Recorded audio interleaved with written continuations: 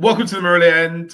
Mark Machado here. I'm joined by my cousin across the pond, Dominic Machado. I'm back on the beach, as you can see, because today Sri Lanka, the first just about 30 minutes of play, wrapped up the test. They wrapped up the series, as we predicted yesterday that they would do, Dom. I said yesterday an extra hour's play, and I think this game will be done.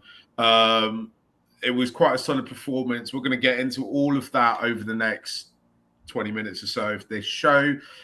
Leave us your comments, leave us your likes. If you're just finding us, if you just discovered us with the Merrily End, we talk about Sri Lankan cricket all the time. You can watch us on YouTube and on Facebook. And about 20 minutes, half an hour after the end of this broadcast, this will be available as a podcast as well. So if you start watching it and then you go, I don't have the time for these guys, but I want to keep listening to this, just download it in your app and listen to it wherever you're doing. Play it in the car, make the kids listen to it, make the aunties, make the uncles listen to it as well. Spread the word, help us build our community, because it's going to be another big kind of 11 months or so from Sri Lanka cricket from the year on in. We're hosting 2 World Cups, surprise World Cup hosts.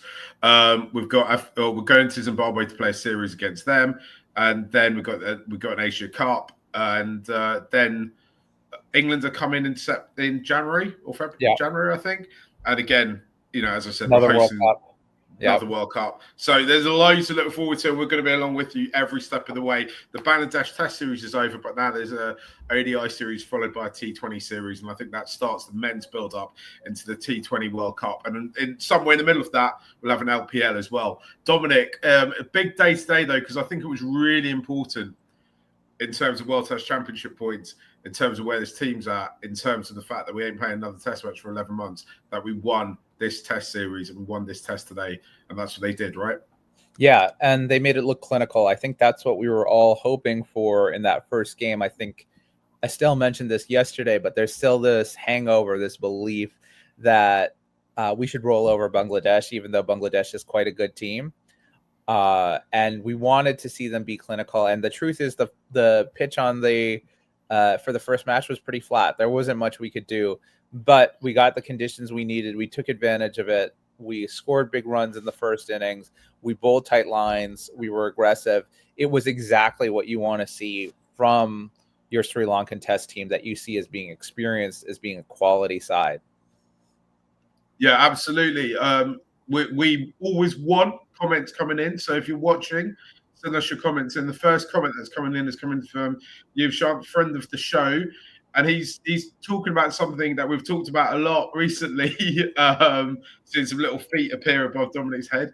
That's that Pramath got his mojo back. A big 5 foot for him in the second innings today. That's after I'm not just a difficult test in Gaul, not just a difficult kind of first couple of days of this test, but also quite a difficult series against Australia last time out as well, right? Yeah.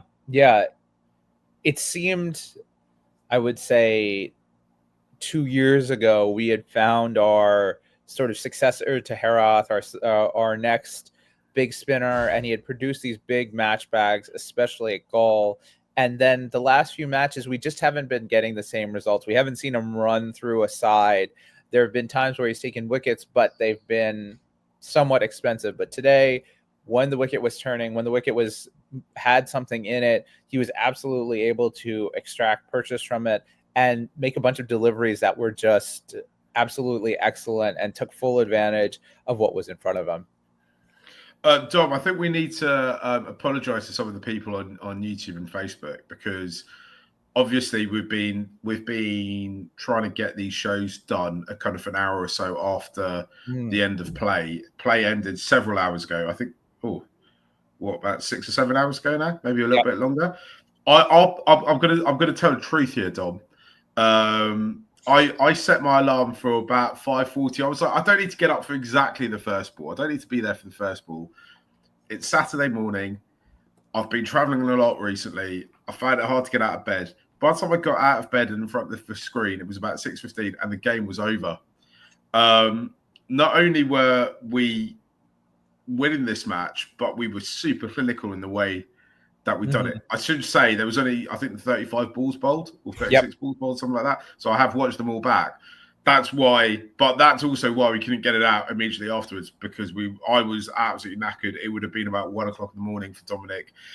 Nick's in India currently, and I think Estelle was so overjoyed by the results, she just hit the tan straight away. But this was quite a clinical performance, considering how tough our last 3 outings in Test cricket have been, right? Yeah, and that's what you like to see. I think two big takeaways. One is the intent that we saw this match. There was clearly plans. Bangladesh won the toss and elected to bat, right? Good batting conditions. And bowling lines were tight. They had a good idea of what they wanted to do, and they executed on those. In fact, we had critiqued their fielding that first day because it could have been better. But apart from that, they really were very clinical with the ball. And then they come into bat, and it's very clear what the purpose is. You got to score big runs and bat Bangladesh out of this test. And that's exactly what they did. They got a superb innings from Potham that set the tone for everything.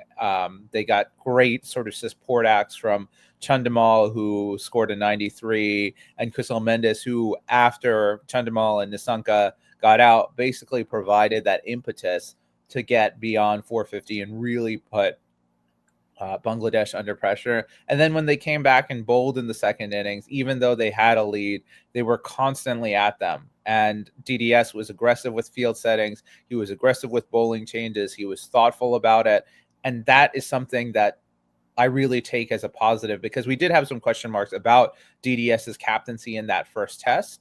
And we've seen him be an active captain before. And this was further proof, further evidence that he is that kind of captain, and that we're going to get a little bit more innovation. And so it's good to see once we hit the ground, we were able to hit the ground running, execute plans, and do what we needed to do to win this test match.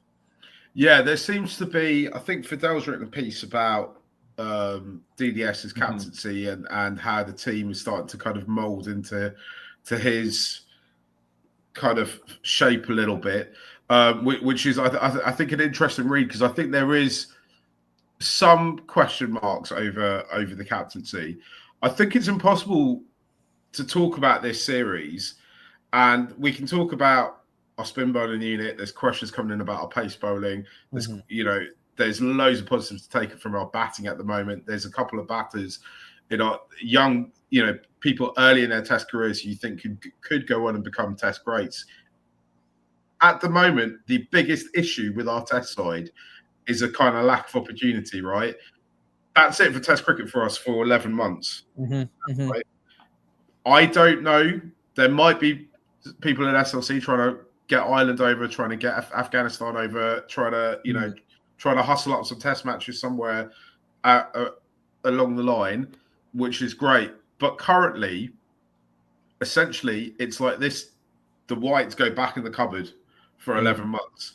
Yeah. And we'll talk about the pay. I think the people who suffer the most are the players, right? We can talk about where Guthrie don't play test cricket, but it's really difficult for DDS to kind of build any momentum as a captain, as a unit, where when you disband for that long, it's like you come together, it's a whole new team in 11 months' time, right? Yeah. And we've talked extensively about, and there's other clips on our YouTube channel that you can look at and stuff like that. We're almost at a stage where I'm like, I don't know what Sri Lanka can do. A few years ago, I used to say, I don't think it's even worth Sri Lanka playing test cricket anymore, because if they're not getting enough fixtures, then we're never going to be able to put a team together that's going to crack into the kind of top 3 or 4 sides in the world, because we're not getting consistent games. And I look at this side, you look at the result today, and I feel absolutely gutted for almost all those players, right? Patton could be a great, Kamindu could be a great, Prabhath could well be a great, Tarindu at the start of his career he could go on and get loads of wickets and do something quite special. But I don't think these boys are going to get an opportunity and a chance to do it. Yeah, I think I was thinking about Sanal Danusha. Right. So where do you go from here? You put on a good performance. You show you clearly belong at the international level. Come on, you want to give him more. You can't take someone who's 24 years old, dangle his talent, and then say, okay, well, we'll let you know when we need you next. And that may be 11 months from now. Yeah. Right. Because he's not in the plans for the white ball team at the moment. But should we focus on the positive? Because I know we could go on about this, and we've hammered the drum that, you know, it wouldn't kill anyone to do a 3-test series, right? We did it in England. It was competitive, and we played our best match in the third game, right? But speaking of positives, how well our pace bowling unit has done. It's unbelievable. There's a couple of questions coming in. I'm sorry if I butchered your name. Pawni Anupama. If I got it wrong, let me know. He's asked, massive positives in this series is how our pace bowlers bowled. They done really well. Dom, we got the ODI squad yesterday, and there's a whole load of pace bowlers, extra pace bowlers and that, who aren't involved in the test squad. I put together a little list on yesterday's show of about 4 or 5 players I thought could be in consideration for playing for Sri Lanka in some format. I mean, I'm marginally older than you. I can say that in our lifetime, we've just never had this kind of strength and depth. You can actually say in all bowling, but definitely in seam bowling, right? Yeah, the depth and quality is way beyond what we've had. I think you look at the top level skills, you've got guys who are getting in Test cricket, county cricket deals. In white ball cricket, you got guys getting IPL deals. There is all sorts of talent on the island for pace bowling. And I think what's special about it is they all bring something a little different. You look at Vishwa Fernando with his left arm swing, right? You look at Asita Fernando with his kind of bustling energy, his Yorkers, his bouncers, his do anything attitude. You got the gas man with that fiery pace. You got the slingy actions of Nuwan Thushara and Matisha Patirana. And you've got Eshan Malinga, who is not quite slingy, but is a Yorker expert and is absolutely brilliant. And then you've got guys like Kasan Rajatha, county deals, right? Because he can move the ball both ways. You've got Dushmantha Chamira, who's got pace and bowled pretty well in the IPL this year, someone who we didn't expect to hear much of. And then there's the X Factor man, Benura Fernando, the Ragama Rambo, right? All those guys are in and around the side. I haven't even mentioned someone like Dilshan Madhushanka, who's actually in the squad, right? With his left arm angle at pace that's looked so good and was number 2 in wickets in a World Cup internationally, right? That's an amazing amount of talent. I don't think, I mean, we can ask Nick if we're correct or not, but I'm pretty sure that this is the greatest batch of pace bowling talent that the island has ever had. Now, I think one question remains, and we've talked about pitches a lot, both for red ball cricket and white ball cricket. What do we think, how do we take advantage of that? How do we build squads that are capable of doing that? Because I understand you want to win matches at home, and that means that sometimes you might need to prepare spin heavy wickets, especially against teams that aren't super comfortable playing spin. At the same time, those pacers are absolutely essential to winning abroad in both white ball and red ball cricket. So how do you ensure that they get the exposure to that kind of cricket, to the tactics, to the strategies that are needed? So I think SLC has done a really good job of fostering the development of pacers from sort of under 19s and younger to where we are now. The question is now, once they get into the international hands, how can we help those pacers grow and make the most of what they have? Because we have a very diverse, skillful pace attack. Let's make the most of it. Let's use it to the fullest potential that we can. So what I'd really like to see, what I think the challenge is to SLC, to the coaches, that you want to lay down to the players is, right, we've got, in years gone by, Sri Lanka have had maybe kind of at most kind of 4 or 5 pacers. You've thought, or seamers, you've thought, right, you guys could do a job for us at international level. We're looking now, I think there's about 8 or 9 players. I haven't counted it in my head, but there's quite a stable of them. Yeah. And I think now the challenge is, right, which one of you guys is going to make yourself absolutely undroppable? Yeah. Like, which one of you guys is going to absolutely be the guy that when we need to break a partnership, when we need a wicket, we're going to chuck the ball to you. When we had Malinga, Lasses Malinga was that guy. Wherever he went in the world, yeah, when you thought the chips were down, you thought there's absolutely no way on earth we can win this IPL final. You throw, and we're gonna need a special over. You toss him the ball, right? Right. So I think the next evolution of this is right. Me and you are sitting here, and we're thinking the difference between the best of player in that small stable, not small, quite large stable of players, is the difference between the best and the worst. I don't feel is that big. But I want for them to go away and go, right, it's now huge, right? Yeah. It's just be that guy. Somebody needs to step up and be that guy. In Test cricket, I feel Asita Fernando is in the kind of box seat, right? He feels like our main strike seamer. In T20, I kind of we feel it's Patarana, even though some people might say he's not really made that kind of cut through moment yet in international cricket. He hasn't had that golden over, that one moment where we felt, right, he's totally won us a game. But we kind of think it's him.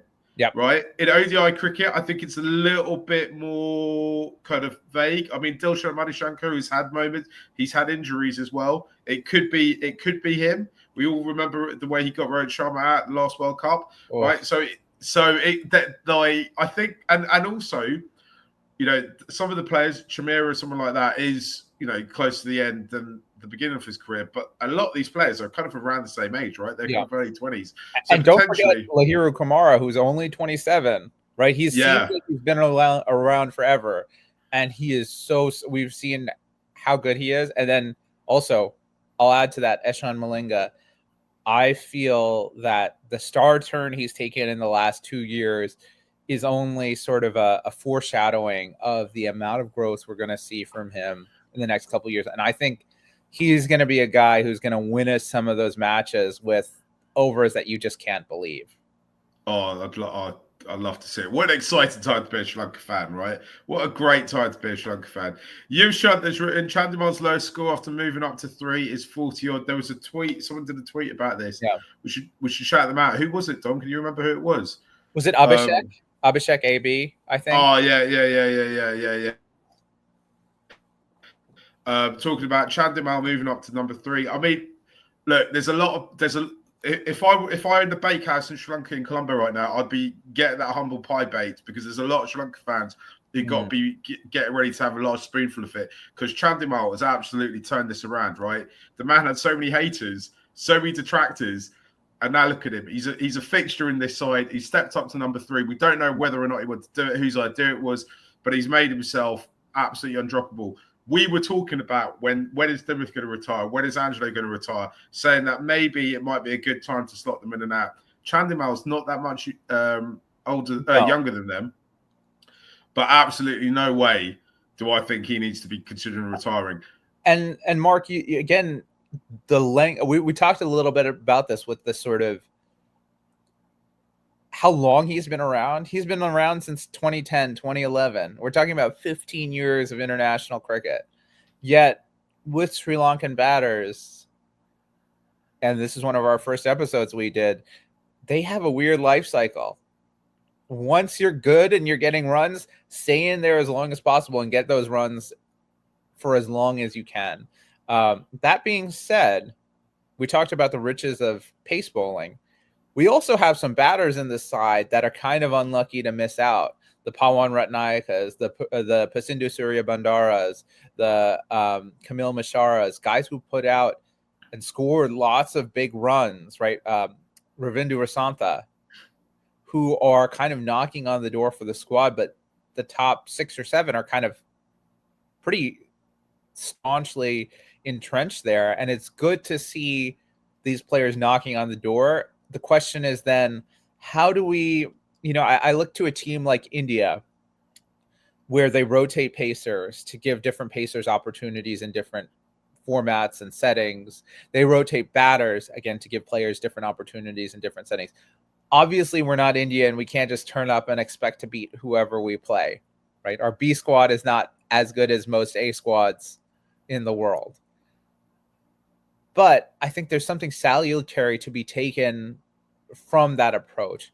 What cycling can we do? How can we set things up so that we give our players who we rely upon a little bit of rest, and use that to blood our talent that we very clearly see lurking in the waters.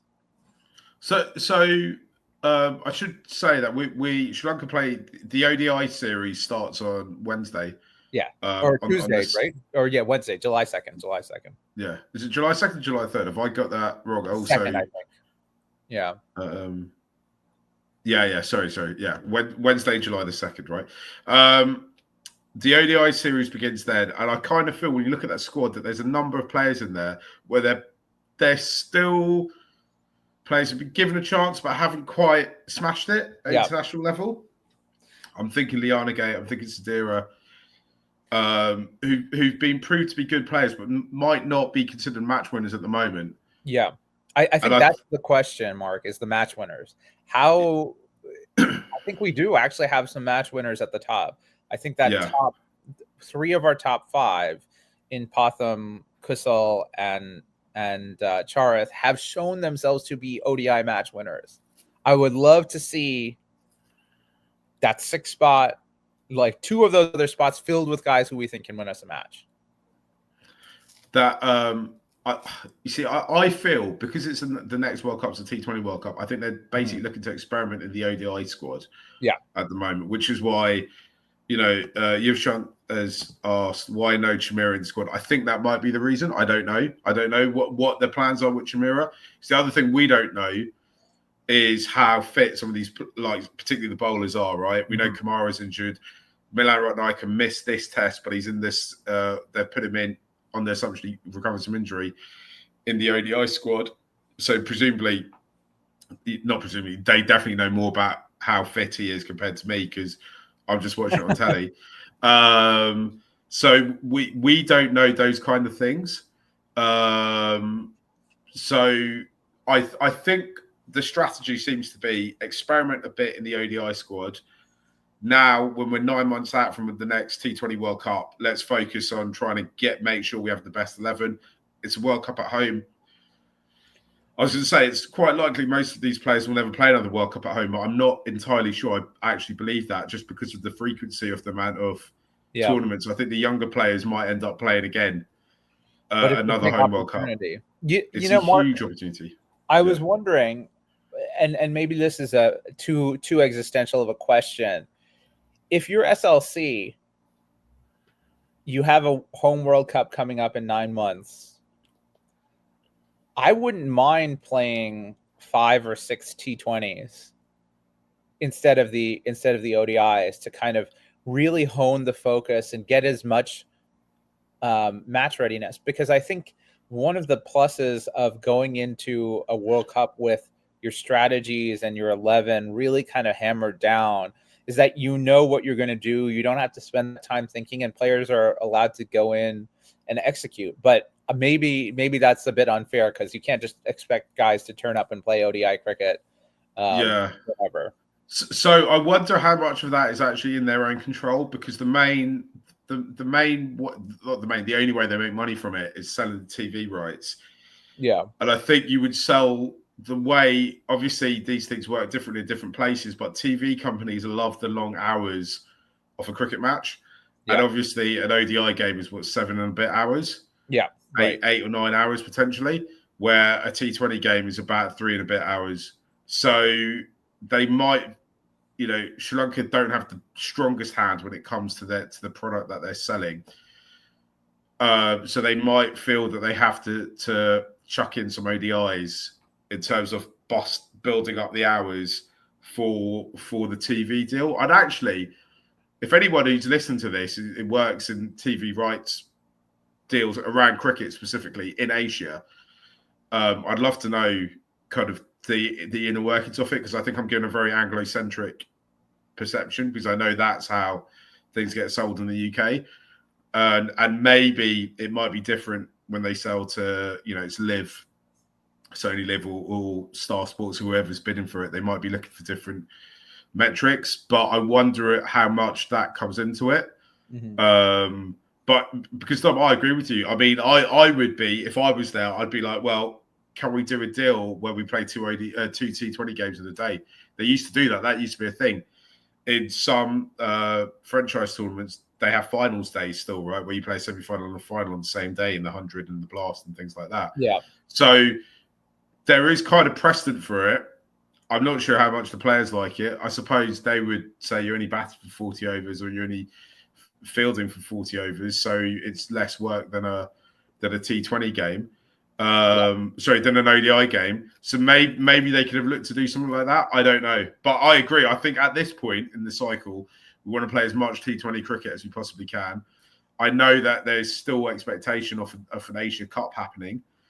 Obviously, there's a whole political thing that Sri Lanka's not involved in, and obviously I caveat this with we obviously want as few dead people as possible, and in the ideal scenario, cricket shouldn't be consideration, but I suppose the ideal scenario, politics should never come into anything like this.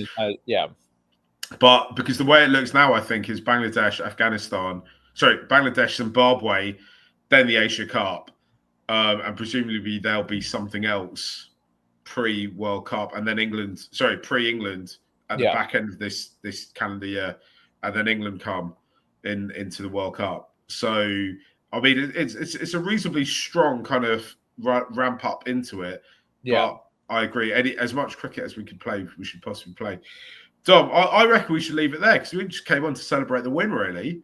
We've gone off in all different tangents. Yeah. I was going to say one thing that before we leave it off, just with the Sadira and Jonathan Lianage thing, a couple guys that are kind of frustrating to not see in this squad if it's experimental would be the likes of Chamindu Wickramasinghe, right? As someone we've had high hopes for, and I think could definitely contribute.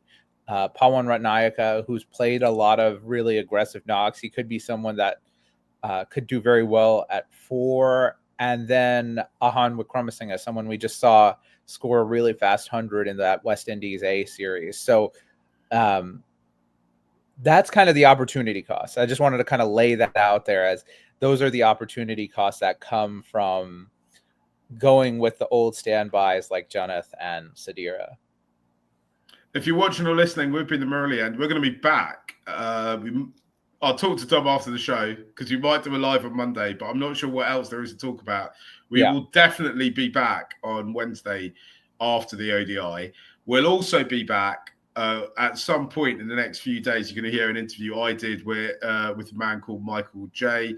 It's a fascinating interview. He's from Sri Lanka. His son is just recently been selected to play for Australia A, and he'll be playing, or at least in the squad, for the series that starts next week against Sri Lanka in Darwin.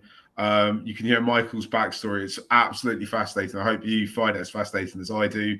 And join our WhatsApp channel. Join our sign up for our Substack. We write articles. We're going to do a bit more writing. I'm definitely going to try and write something. If for no other reason, I've got a flight back to America in a couple of days. So I've got 7 hours to do of time to kill because Wi-Fi isn't great in the air. And yeah, we're the Murali End. Please stick with us. Please support us. Leave us your comments. Leave us your thoughts. Spread the word. We'll be back in the next few days. See you all later. Bye.